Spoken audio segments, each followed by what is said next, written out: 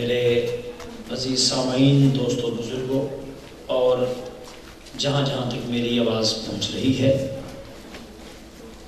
صاحبان فکر، اللہ رب العزت کا احسان عظیم کہ اس خلاق عالم کے فضل و کرم سے آج ہمارا سلسلہ گفتگو تیسرے مرحلہ فکر میں داخل ہو رہا ہے۔ اس کائنات میں جہاں جہاں صاحبان کلمہ رہتے ہیں وہاں وہاں فرش عزا بچھایا جاتا ہے، جہاں جہاں پر اذان کی آواز ابھرتی ہے وہاں وہاں ہائے حسین کی صدا بھی سنائی دیتی ہے۔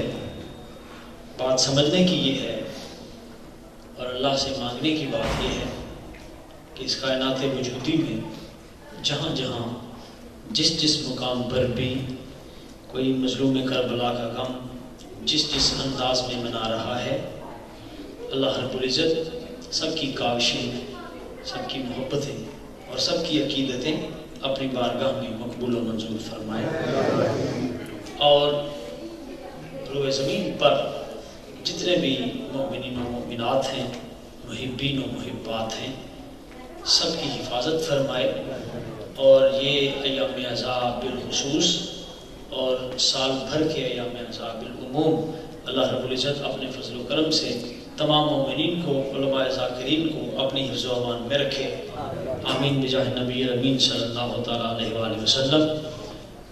الحمدللہ الذی ابدع الافلاک والارضین والصلاة علی من کان نبیا وآدم بین الماء والطین والسلام علی آلہ الطیبین الطاہرین المعصومین المظلومین، اما بعد فقد قال اللہ تبارک و تعالی فی القرآن المجید وقولہ الحق، بسم اللہ الرحمن الرحیم، لہ ما فی السماوات وما فی الارض ومن عندہ لا یستکبرون عن عبادتہ ولا یستحسرون، ان اللہ وملائکتہ یصلون علی النبی یا ایھا الذین آمنوا صلوا علیہ وسلموا تسلیما۔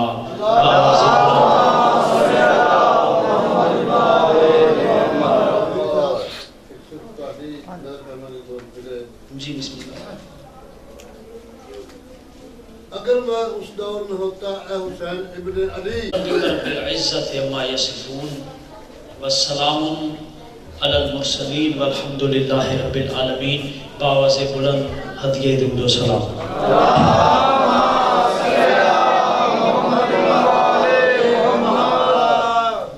وجود کفل ہے، وجود کفل ہے جس طرح کلید کے ساتھ، وجود کفل ہے جس طرح کلید کے ساتھ ہے، کربلا بھی اسی طرح ہر شہید کے ساتھ۔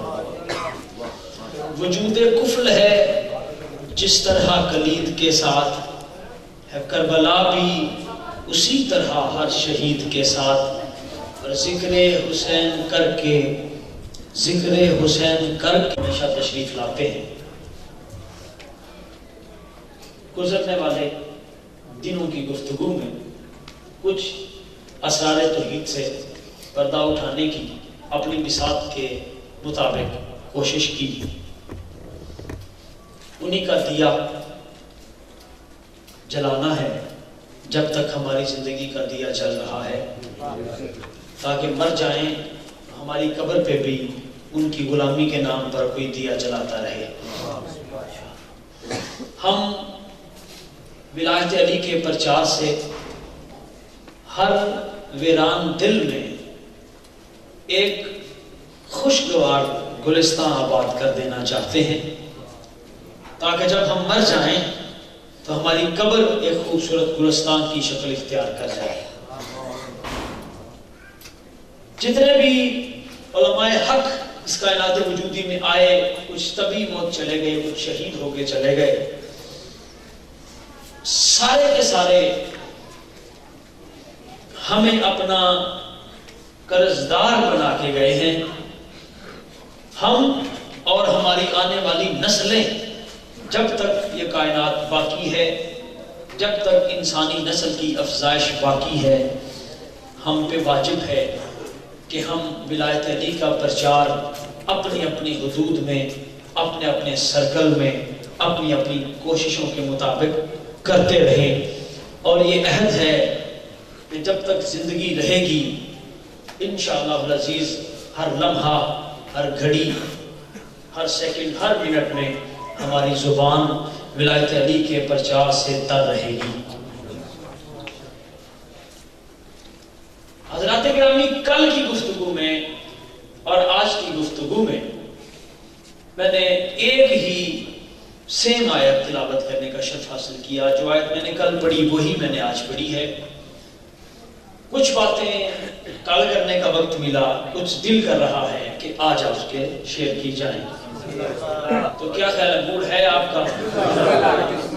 کچھ ایسا نہ کریں کہ جہاں سے کل چھوڑا تھا وہیں سے آپ میرے ساتھ ہو جائیں، میں آپ کے ساتھ ہو جاؤں. تو باقیات جو ہیں وہ یقیناً ذہن میں ہوں گی کہ کہاں تک بات پہنچی تھی. کل ہم نے یہ سمجھنے کی کوشش کی کہ اللہ اپنی مخلوقات کا جو تذکرہ کرتا ہے، اور وہ کہتا ہے سورہ انبیاء میں، وہ کہتا ہے جو آسمانوں میں رہتے ہیں ان کا مالک بھی میں ہوں. یہیں تھے ہم. جو زمین میں رہتے ہیں ان کا مالک بھی میں ہوں، اور جو میری انتیت میں رہتے ہیں. اس جملے کا جو سرور ہے بار بار لینے کو جی چاہتا ہے کہ جو میری انتیت میں میرے پاس رہتے ہیں، جن کا وطن ہی خدا کی کبریائی ہے. تو جو ہمارے ہیں جن کا بسیرا ہی حجابات کبریائی میں ہے، اللہ کہتا ہے ان کا مالک بھی میں ہوں. قرآن آیا لدن سے، یاد ہے آپ کو؟ قرب کی 4 قسمیں تھی. پہلی قرب تھی، دوسری دنو تھی، تیسری لدن تھی، چوتھی امدیت تھی. قرآن آیا ہے لدن سے. تھوڑی سی یاد دہانی میرے ساتھ رہیے گا. قرآن آیا ہے اللہ کے لدن سے.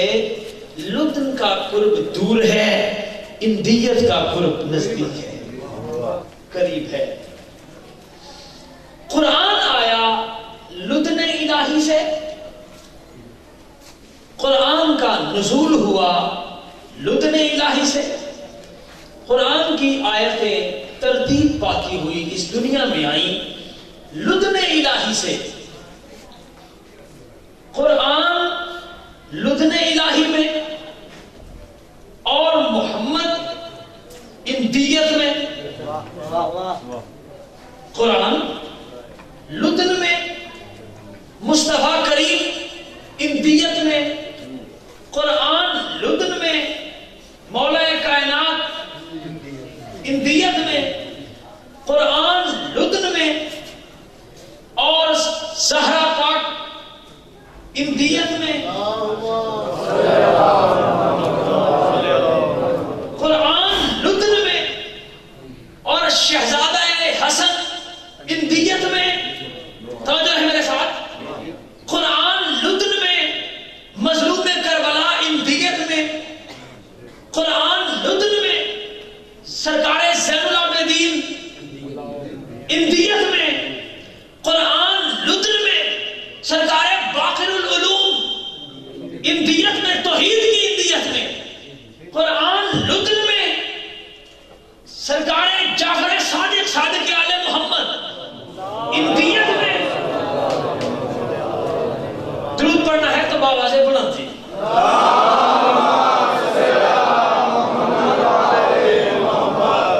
قرآن لدن میں، صادق آل محمد امدیت توحید میں. سمجھ آ رہی بات؟ قرآن لدن میں، سرکار عالم آل محمد امدیت میں. قرآن لدن میں، سرکار رضا امدیت میں. قرآن لدن میں، سرکار نقی، اندیت میں، قرآن لدن میں، سمجھ آ رہی میری بات کی؟ قرآن لدن میں، سرکار ہادی امام علی نقی اندیت میں، قرآن لدن میں، سرکار حسن عسکری اندیت میں، قرآن لدن میں، قائم آل محمد اندیت میں، لدن میں اور اندیت میں فرق ہے۔ لدن ہے باہر کی چیز، اندیت ہے اندر کی چیز۔ یہ تمام ہستیاں اس کی اندیت میں ہیں۔ قرآن جو لا ریب کتاب ہے وہ اس کے لدن میں ہے۔ نماز میں لدن کی آیات پڑھی جاتی ہیں۔ توجہ ٹھیک ہے، نماز میں وہ کلام ہے جو اللہ کے لدن سے آیا ہے، اندیت سے نہیں آیا۔ نماز کی ہم نے ابتدا کی، سورہ فاتحہ پڑھی، ساتھ میں سورت ملائی، تسبیحات پڑھی، ان ساری چیزوں کا تعلق لدن سے ہے۔ اور محمد و آل محمد کا تعلق توحید کی اندیت سے ہے۔ مجھے سمجھ نہیں آتی ہے زمانے کی، جو چیز اس کے لدن میں ہو وہ پڑھے تو نماز ہوتی ہے۔ تو جو ہمارے اگلی بات کی جانب بڑی آہستہ سے ہم نے بات شروع کی اور ہم آہستہ سے اپنی منزل کی طرف بڑھ رہے ہیں۔ جو اس کے لدن سے آئے وہ پڑھی جائے تو نماز ہوتی ہے، اور جو اس کی اندیت میں ہو ان کا نام لیا جائے تو نماز باطل ہوتی ہے۔ دیکھو ایک چیز ہے لدن میں، فاصلہ ہے توحید سے اس کو، اور ایک چیز ہے اندیت، بالکل ہی اندر وطن ہی ان کا وطن توحید ہے، توحید کی بریائی کے حجاب مسکن ہے آل محمد کا۔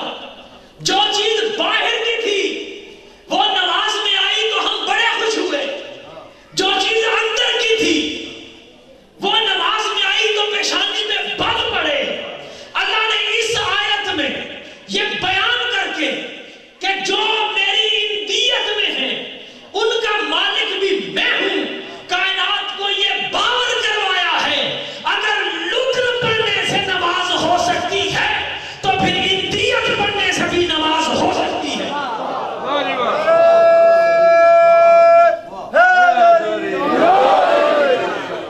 اگر لدن سے ہو سکتی ہے تو پھر اندیت سے بھی ہو سکتی ہے۔ اور پھر حضور اس اندیت کے سفر کو جب ہم نے آگے بڑھایا تو ہم نے بات کی قرآن کی پہلی ابتدا بسم اللہ الرحمن الرحیم پہ۔ یاد ہے آپ کو، ہم نے پوروں پہ گنے اور جو نتیجہ سامنے آیا، بسم اللہ کے حروف کتنے تھے؟ 19 حروف بسم اللہ کے، اور پنجتن پاک کے حروف گنے تو کتنے بنے؟ 19 بنے۔ اللہ قرآن میں کہتا ہے بسم اللہ الرحمن الرحیم، اللہ کہتا ہے علیہا 19، جہنم کے دروازے 19 ہیں۔ جہنم کے دروازے 19، اور جہنم کے اوپر جو دروازے تعینات کیے گئے ہیں انسپیکٹر جہنم کے، ان کی تعداد بھی 19 ہے۔ 19 حروف بسم اللہ کے، 19 دروازے جہنم کے، اور 19 ہی کنٹرولر رکھے اللہ نے جہنم کے اوپر۔ اور دوسری طرف محمد علی، فاطمہ، حسن اور حسین، ان تمام کے حروف بھی 19 رکھے، بسم اللہ کے برابر رکھا ان کو، ادھر جہنم کے دروازے 19 رکھے۔ اللہ بتانا چاہتا ہے اگر جہنم کے 19 دروازوں سے بچنا ہے تو ان 19 حروف کا دامن تھامنا پڑے گا۔ اگر ان 19 دروازوں سے بچنا ہے تو پھر ان 19 حروف کا دامن تھامنا پڑے گا۔ رسول اللہ معراج سے واپس تشریف لائے، اصحاب کی محفل سجی، سرکار دو عالم صلی اللہ علیہ وآلہ وسلم نے خفیف سے تبسم و مسکراہٹ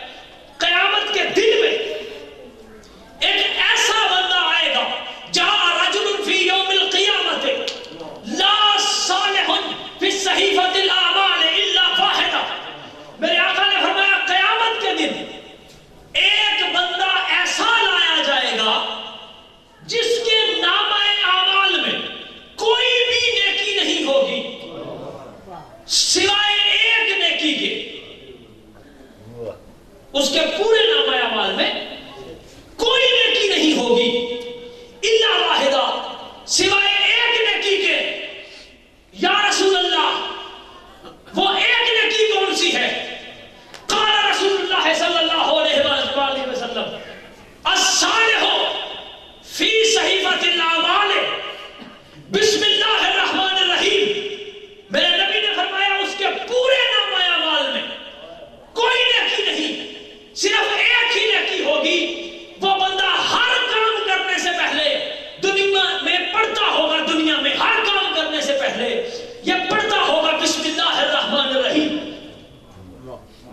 لباس پہنا تو پڑھا بسم اللہ الرحمن الرحیم، دستار باندھی تو پڑھا بسم اللہ الرحمن الرحیم، جوتا پہنا موزے باندھے تو پڑھا بسم اللہ الرحمن الرحیم۔ الغرض اس بندے کے نامہ اعمال میں صرف ایک ہی نیکی ہوگی، اور وہ نیکی یہ کہ دنیا میں جتنے بھی کام اس نے کیے ان کاموں سے پہلے اس نے بسم اللہ الرحمن الرحیم پڑھی۔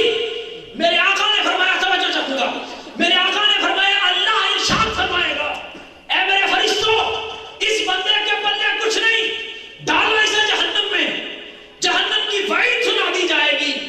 وہ بندہ فرشتے پکڑ کے لے جا رہے ہوں گے، اس کی طبیعت پہ ذرا برابر فرق نہیں پڑے گا۔ جہنم کا نام سن کے جب وہ جہنم کے سامنے پہنچے گا تو کہہ دے گا بسم اللہ الرحمن الرحیم۔ جب وہ جہنم کے سامنے جا کے بسم اللہ الرحمن الرحیم کہے گا، جہنم 500 میل اس بندے سے دور بھاگے گی۔ تھوڑا سا جاگنا میرے ساتھ، جہنم اس بندے کے ساتھ سامنے آیا، اس نے پڑھا بسم اللہ الرحمن الرحیم، جہنم 500 میل دور بھاگی، اور جہنم نے خداوند منان کو مخاطب کر کے یہ عرض کی، مالک یا تو اسے جنت میں بھیج، یا اس میں پابندی لگا کہ میرے سامنے آ کے بسم اللہ الرحمن الرحیم نہ پڑھے۔ اصحاب نے عرض کی یا رسول اللہ اس کی وجہ؟ میرے نبی نے ارشاد فرمایا وجہ یہ بسم اللہ کی حقیقت ہے ہم آل محمد، بسم اللہ کی حقیقت ہم ہیں۔ چونکہ اللہ نے جہنم سے بچنے کا قرآن کی ابتدا میں پروانہ ہی یہ سنایا ہے، اگر بسم اللہ سے تعلق مضبوط ہوگا تو جہنم تم سے میلوں دور بھاگے گی، اس لیے نہیں کہ یہ قرآن کی آیت ہے، بلکہ اس لیے کہ اس میں محمد بھی ہے، علی بھی ہے، زہرا بھی ہے، حسن بھی ہے، حسین بھی ہے۔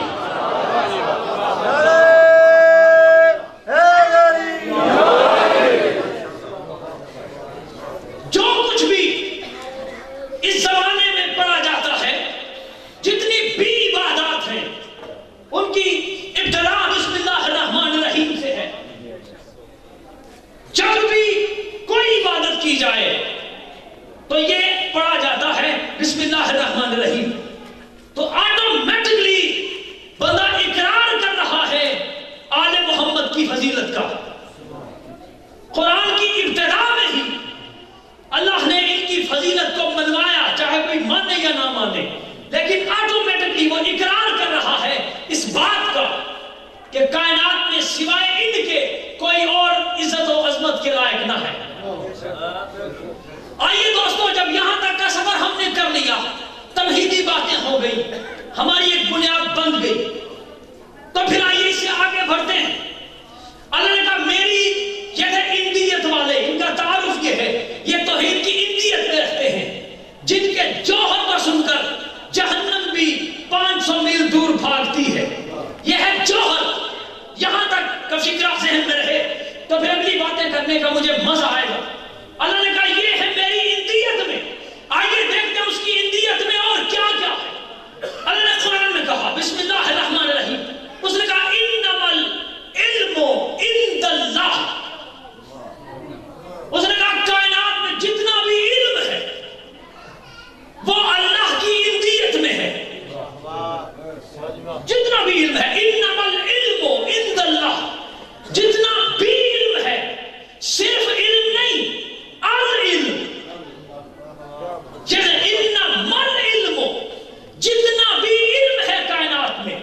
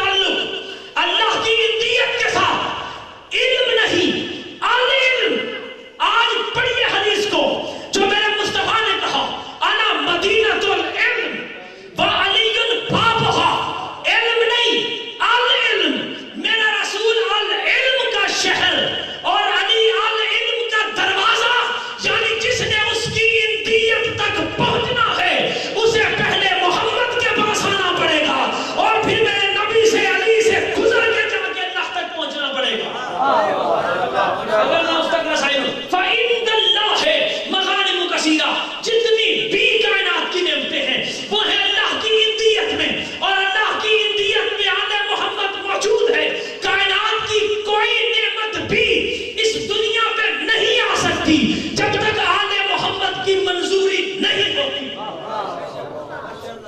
اگر نعمتیں ان کی کھائی جاتی ہیں، رزق ان کا دیا کھایا جاتا ہے، تو پھر نعمت حرامی نہیں ہونی چاہیے. یہاں سے کوئی بھی چیز قبول ہونے کے لیے اس چیز کا اس کی اندیت میں پہنچنا ضروری ہے. جب تک کوئی چیز اس کی اندیت تک نہیں پہنچے گی، کیونکہ وہاں سے نزول اندیت سے ہو رہا ہے نا، نعمتیں اندیت سے آ رہی ہیں، الانسان کچھ اندیت سے آ رہا ہے، تو یہاں سے بھی اگر آپ کو کوئی چیز وہاں پہنچانی ہے تو وہ بھی اس کی اندیت تک جائے گی. اس کی اندیت میں اگر کوئی چیز نہیں پہنچتی وہ قابل قبول نہیں ہے. اور اس کی اندیت کے آگے جو پہرا ہے وہ پہرا ہے آل محمد کا. تو ہر چیز وہاں بھیجنے سے پہلے یہ دیکھنا پڑے گا، یہ پرکھنا پڑے گا کہ یہ چیز آل محمد کے وسیلے سے جا رہی ہے یا ڈائریکٹ اللہ تک پہنچانے کی کوشش کر رہے ہیں. اگر وسیلے سے جا رہی ہے پھر اس کی اندیت میں جا کے قبول ہوگی. اگر ان کے وسیلے کے بغیر جا رہی ہے تو پھر اس کی اندیت میں یہ چیز قابل قبول نہیں ہے. آئیے پھر ہادیان کائنات سے پوچھتے ہیں کہ چیزیں وہاں پہنچانی ہو تو کیا کریں؟ اپنی باتیں، دعائیں، التجائیں، حاجتیں پوری کروانی ہو تو کیا کریں؟ موسیٰ بن عمران نخعی صحابی ہے حضرت امام علی نخعی علیہ السلام کا.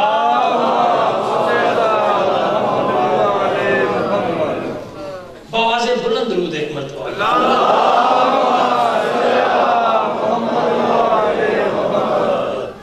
یہ مولا کی بارگاہ میں حاضر ہوا موسیٰ بن عمران نخعی. اس نے آگے عرض کی، مولا بڑی دعائیں کرتے ہیں، بڑی التجائیں کرتے ہیں، بڑا گر گراتے ہیں اس کے سامنے، لیکن کچھ بھی قبول نہیں ہوتا. وہ ہماری کوئی بات ماننے کے لیے تیار نہیں ہے.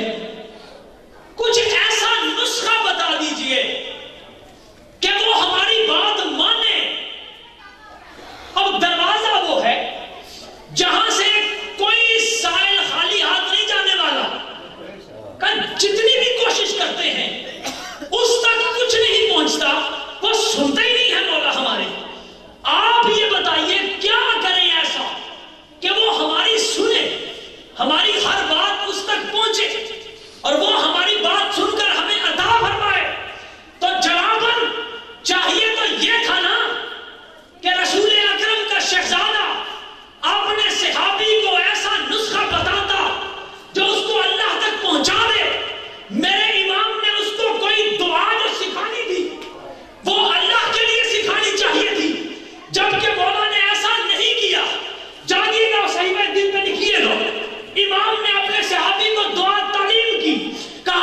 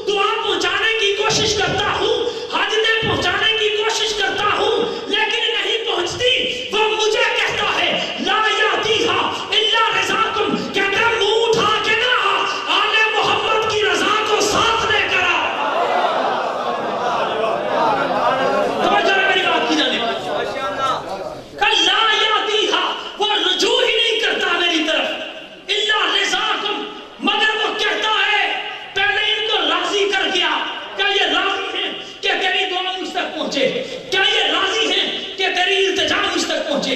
کیا یہ راضی ہیں کہ تیری حاجت مجھ تک پہنچے، تیری بات مجھ تک پہنچے؟ لا یاتیھا الا رضاکم، آپ کی رضا کے بغیر اللہ نہیں مانتا. وصف بحق من ائتمنکم علی سرہ، اور پھر اے میرے اللہ تجھے واسطہ ہے اس حق کا، تجھے واسطہ ہے اس حق کا، تجھے واسطہ ہے اس حق کا.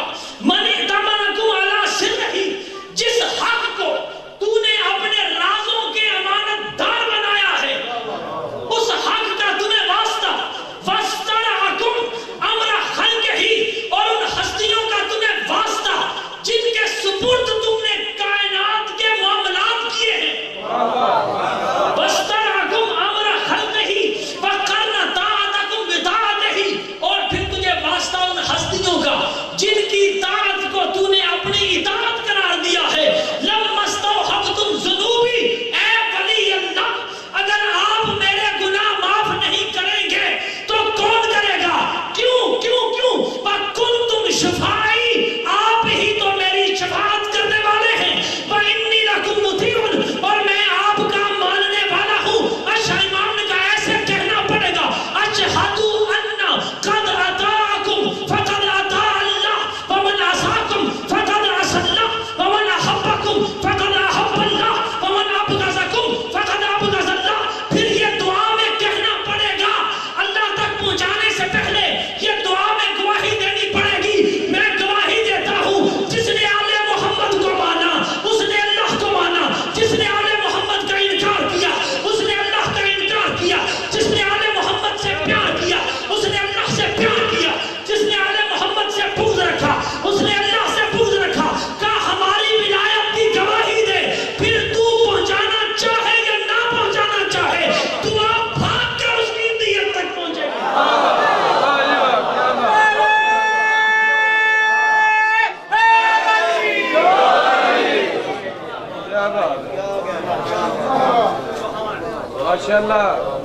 کچھ بات سمجھ میں آئی؟ پھر تم پہنچاؤ یا نہ پہنچاؤ، پھر دعا خود پہنچے گی. تو بھیا اگر اس تک کوئی بات پہنچانی ہے نا تو پھر پہلے یہاں پر علی بن ولی اللہ لکھنا پڑے گا. کیوں؟ کیوں؟ اس لیے اور قرآن ہے اللہ کا، قرآن ہے اللہ کا، سورہ بقرہ ہے، دوسرا سورہ ہے قرآن کا. اللہ فرماتا ہے وَاسْتَعِينُوا بِالصَّبْرِ وَالصَّلَاةِ وَإِنَّهَا لَكَبِيرَةٌ إِلَّا عَلَى الْخَاشِعِينَ. اللہ نے فرمایا مدد مانگو صبر سے، اور مدد مانگو نماز سے. نماز سے مدد مانگو، صبر سے مدد مانگو. وَإِنَّهَا لَكَبِيرَةٌ إِلَّا عَلَى الْخَاشِعِينَ. کہ یہ جو نماز ہے نا، یہ صبر ہے، اس سے مدد مانگنا یہ بڑا بھاری معلوم ہوتا ہے. مگر الا علی الخاشعین، مگر جو دل کے پاک اور صاف ہیں وہ نماز سے بھی مدد مانگتے ہیں، صبر سے بھی مدد مانگتے ہیں. اور ہمیشہ سے ہمارا تو مت بھی ہمیشہ سے یہ رہا ہے کہ قرآن اگر مولویوں سے سمجھنے جائیں گے تو کبھی سمجھ میں نہیں آئے گا. قرآن سمجھ میں تب آئے گا جب مولا سے سمجھنے جاؤ گے.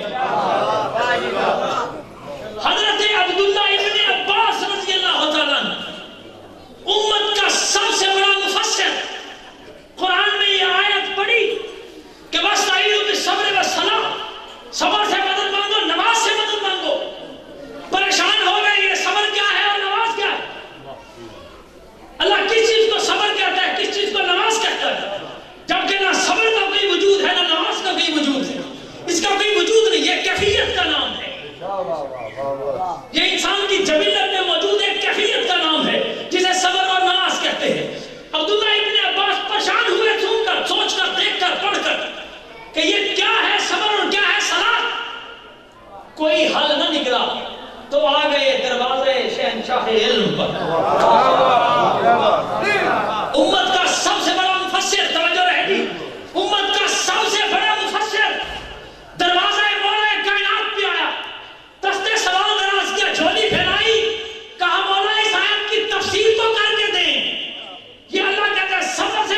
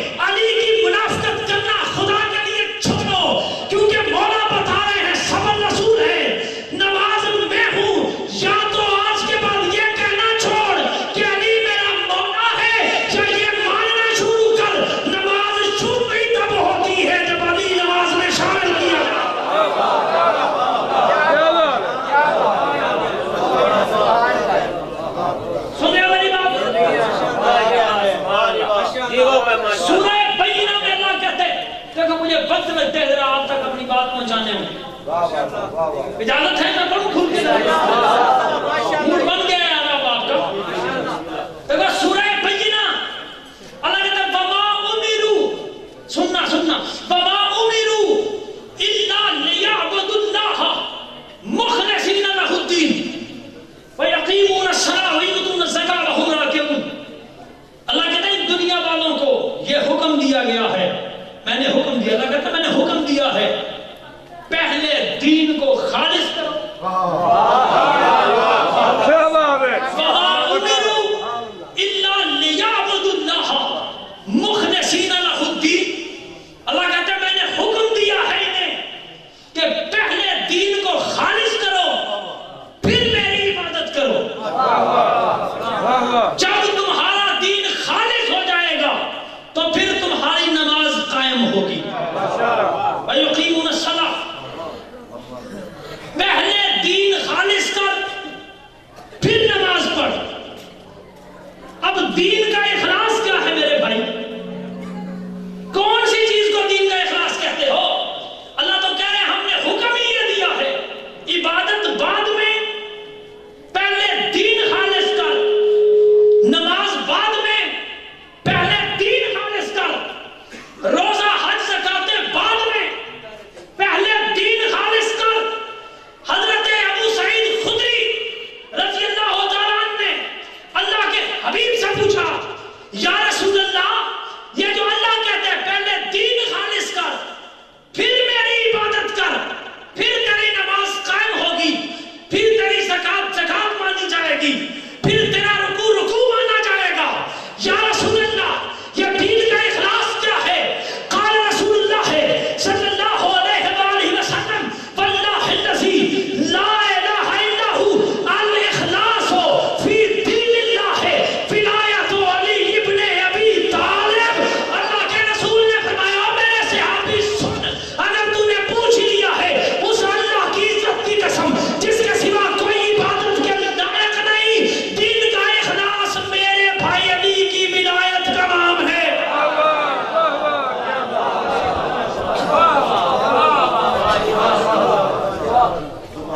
دین کا اخلاص علی کی ولایت ہے۔ قرآن کی یہ آیت فیصلہ دیتی ہے۔ اللہ کہتا ہے میں نے کہا ہی کچھ نہیں، کہا ہی یہ ہے پہلے دین خالص کر پھر نماز پڑھ۔ جب دین خالص ہوگا پھر نماز مانی جائے گی، پھر زکوٰۃ مانی جائے گی، سن رہے ہو؟ پھر رکوع مانا جائے گا، پھر سجدہ مانا جائے گا۔ دین میں داخل ہونے کے لیے کلمہ ضروری، اشد ضروری، لازم۔ اللہ کہتا ہے میں نے حکم ہی یہ دیا ہے پہلے دین خالص کر پھر میری عبادت کر۔ دین خالص کیسے ہوگا؟ لا الہ الا اللہ محمد رسول اللہ تو دین کے اخلاص کی دلیل نہیں ہے۔ منافق یہ کلمہ نہیں پڑھتے تھے جن کو میرے رسول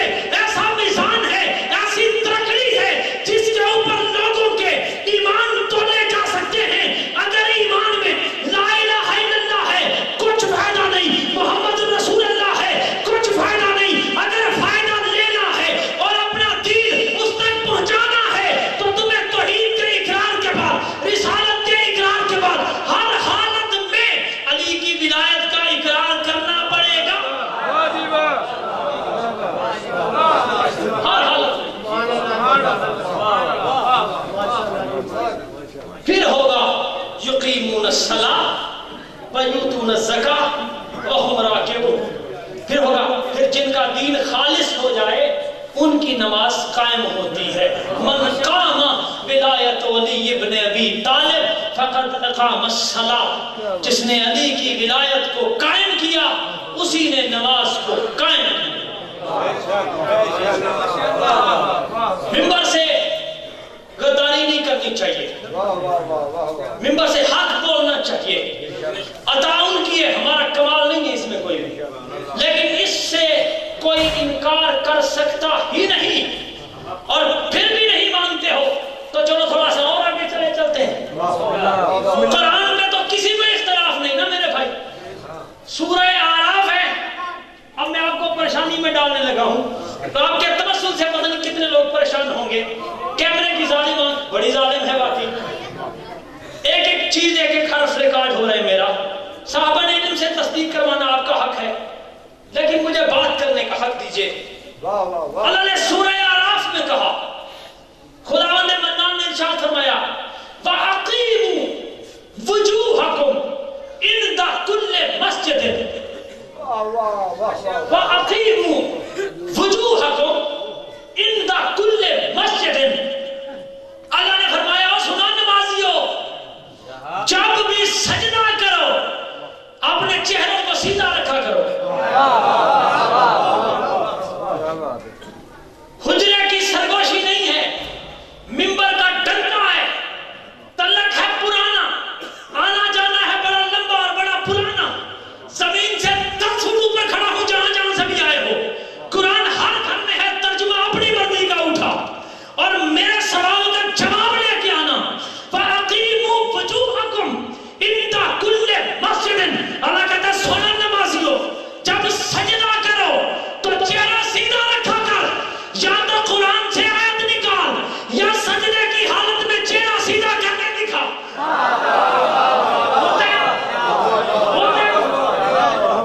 کمال ہے, تحقیق کرنا آپ کا, پڑھنا اس کو جا کے قرآن میں. وَأَقِیمُوا وُجُوهَكُمْ عِنْدَ كُلِّ مَسْجِدٍ. اللہ کہتا ہے ہر سجدے میں تیرا چہرہ ہو سیدھا. چہرہ سیدھا رکھے تو سجدہ ہو ہی نہیں سکتا. کرو, پریکٹیکل کرو. کوئی چہرہ سیدھا رکھ کے سجدہ کر کے دکھائے. پتا چلا یہ وہ سجدہ نہیں ہے جو مولوی سمجھتا پھرتا ہے. یہ کوئی اور سجدہ ہے جو اللہ کہہ رہے ہیں اپنے چہرے کو سیدھا رکھو ہر سجدے کے وقت. تو قرآن مولوی سے سمجھ میں نہیں آتا, دل کا دریچہ کھولنا اور وصول کرنا جہاں جہاں سے آئے ہو. ان حسین ابن مہران رضوان اللہ علیہ جاء الى دربار المظلوم کربلا. حسین ابن علی, حسین بن مہران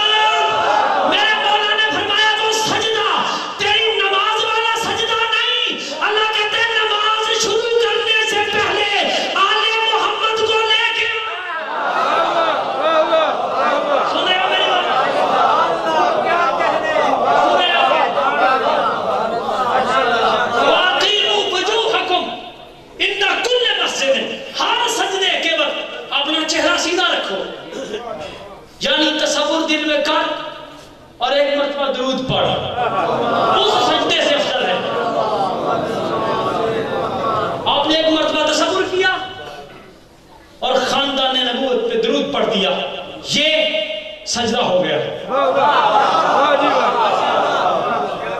یہ سجدہ ہو گیا. ہاں, اور سرکار نبی کا فرمان, من ابا ولایت علی ابن ابی طالب صلی زنا صام سارقہ, کہا حلیہ کوئی بھی ہو, مقام و مرتبہ کوئی بھی ہو, جو علی کی ولایت کا انکار کرے, پڑھتا نماز ہے, لکھا زنا جاتا ہے.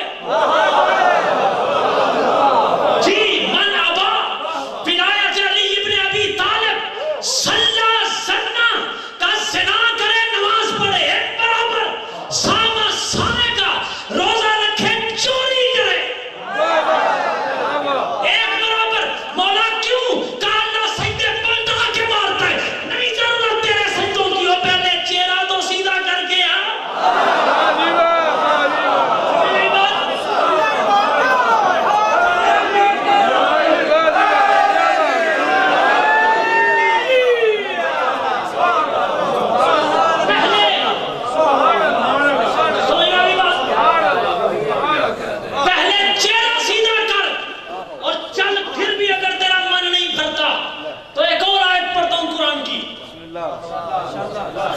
یہی سورہ اعراف ہے, مشہور زمانہ آیت پڑھنے لگا. اللہ کہتا ہے خذو زینتکم, خذو زینتکم عند کل مسجد, خذو زینتکم عند کل مسجد. اللہ کہتا ہے ہر سجدے کے وقت سجدے کی زینت کو اختیار کیا کر.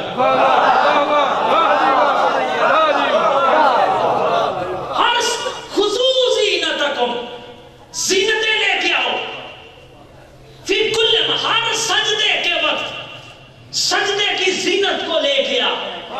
میں نے پوچھا مولویوں سے کیا مطلب ہے اس کا, انہوں نے کہا نماز پڑھو تو خوشبو لگا کے پڑھو.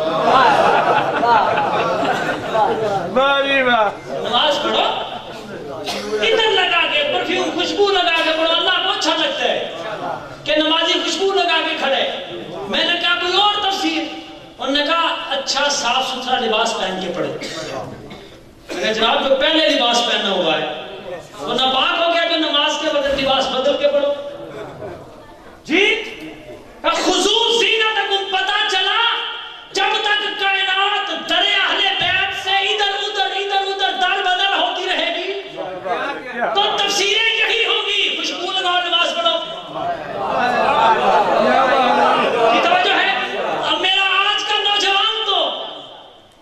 خوشبو نماز کے وقت تو نہیں لگاتا, اور بہت سے کاموں کے بغیر خوشبو لگاتا ہے. تو جناب پھر آج کا سیکولرزم کا طالب علم تو یہ کہہ دے گا مجھے, اور چھٹو جی میری صاحب آپ تو 1.5 گھنٹہ نہیں کلب جاتے ہیں, اس کا مطلب تو یہ ہے جب کوئی کسی اپنے کام سے جانا ہو تو خوشبو لگا کے جاؤ. تفسیر کا معیار ہی یہ رکھا ہے. اور بابا نہیں, ہر وہ تفسیر باطل ہے جس کا تعلق آل محمد سے نہ ہو. لکھ لو دل کے اوپر, ہر وہ تفسیر باطل ہے جس کا تعلق آل محمد سے نہ ہو. یہی حسین بن مہران اور یہی مظلوم کربلا کی بارگاہ تفسیر عیاشی سے پڑھ رہا ہوں, ابھی بھی میری گاڑی میں موجود ہے, تہران سے چھپی کتاب. میں دکھا نہ سکوں, مجھے سارے بازار کھڑے کر کے گولی مار, اور اگر میں دکھاؤں امام کی ہوئی تفسیر تو پھر انصاف کا ترازو تمہارے ہاتھ میں ہے. اتنا ایک بار ضرور کہنا, عقیدہ وہی سچا ہے جو علی ولی اللہ کہنے والا کا. توجہ ہے, خذو زینتکم عند کل مسجد, زینت اختیار کرو ہر سجدے کے وقت. قال الامام هو زینت السجدہ نحن ائمۃ آل محمد, فرمایا سجدے کی زینت خوشبو لگانا نہیں, سجدے کی زینت نیا لباس پہن کے نماز پڑھنا نہیں, زینت السجود نحن ائمۃ آل محمد. فرمایا سجدوں کی زینت ہم 14 ہیں, سجدوں کی زینت ہم 14 ہیں, سجدوں کی زینت آل محمد ہے. یعنی امام نے فیصلہ دیا, اللہ کو سجدہ وہی کر رہا ہے جس کے دل میں علی ولی اللہ کا نقش تحریر ہے.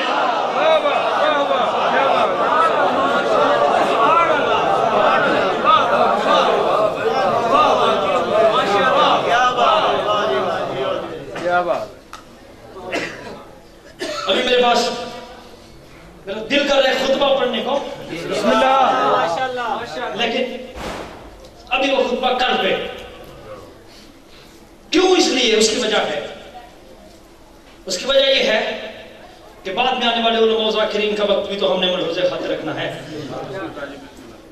کہ سجدہ کرو تو چہرہ سیدھا ہو. یار آپ مزہ نہیں لے رہے اس بات کا. چاہیے تو یہ نا کہ صبح میں بھی جلدی آؤں دن کے وقت اور آپ بھی آ جائیں.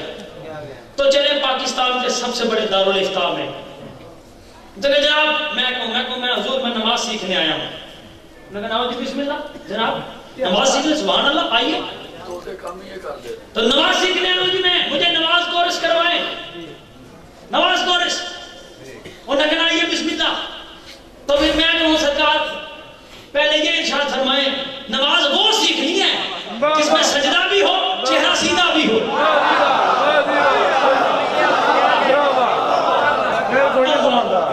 نماز وہ سکھائیے جس میں سجدہ بھی ہو چہرہ سیدھا بھی ہو.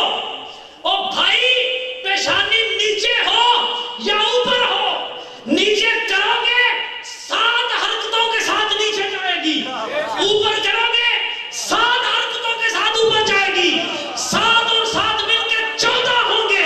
اللہ بتانے لگا نیچے کر تب بھی 14 کو سلام ہے, اوپر کر تب بھی 14 کو سلام ہے.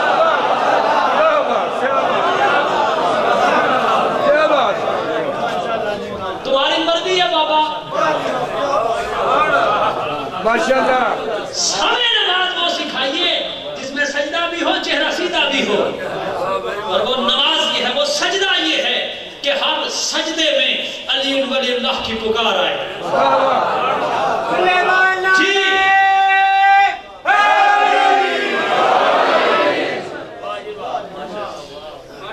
ہر سجدے کی زینت کو اختیار کر. آپ ایک تشہد کا رونا رو رہے ہیں, تشہد میں علی ولی اللہ پڑھا جا سکتا ہے کہ نہیں پڑھا جا سکتا؟ اللہ کہتا ہے تو ابتدا کر صحیح, ابتدا کر صحیح تو, اور تم نہ پڑھ بسم اللہ الرحمن الرحیم پورے دل سے, تو پھر دیکھ تیرے ساتھ ہوتا ہے کہ ہوگا یہ ساری نمازیں زنا سے بدتر دکھوں گا, یہ سارے روزے چوری سے بدتر دکھوں گا. اور میرا یقین یہ ہے, میرا ظرف یہ کہتا ہے, اور میں کہنا چاہتا ہوں میرا ظرف یہ کہنا ہے حضور ائمہ کے فرمودات کی روشنی میں شاید چور بخشا جائے, شاید چور بخشا جائے, وہ غفور الرحیم ہے, لیکن اسی کی عزت کی قسم ولایت علی کا چور کبھی بخشا نہیں جائے گا. خداوند قدوس اس کو دل میں بٹھانے سجانے اور اس کو کائنات کے گوشے گوشے تک پہنچانے کی توفیق نصیب فرمائے. حضرت ذوالفقار کیا وجہ ہے کہ لوگ اتنی صدیاں گزر جانے کے بعد بھی قربانی امام کو نہیں بھولے؟ کیا وجہ ہے؟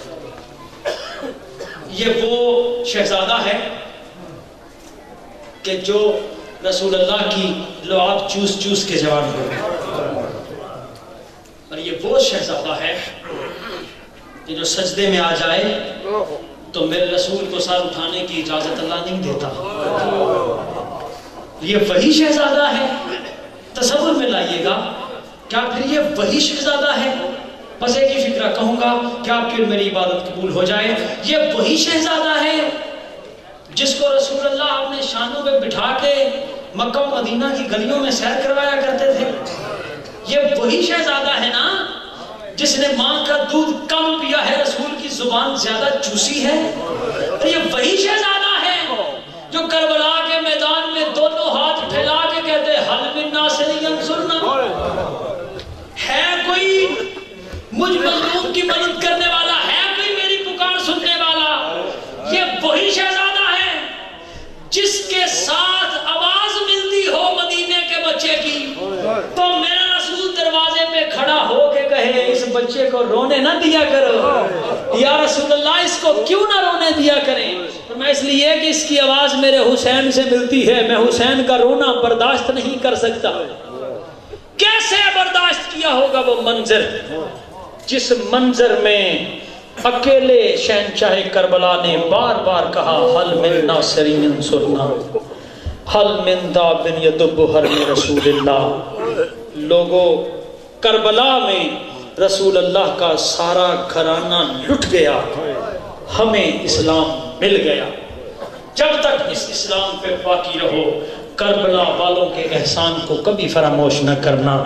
وَسَيَعْلَمُ الَّذِينَ ظَلَمُوا أَيَّ مُنْقَلَبٍ يَنقَلِبُ لِلَّهِ رَبِّ الْعَالَمِينَ وَمَا عَلَيْنَا إِلَّا الْبَلَاغُ۔ اللهم صل على محمد وعلى آل محمد۔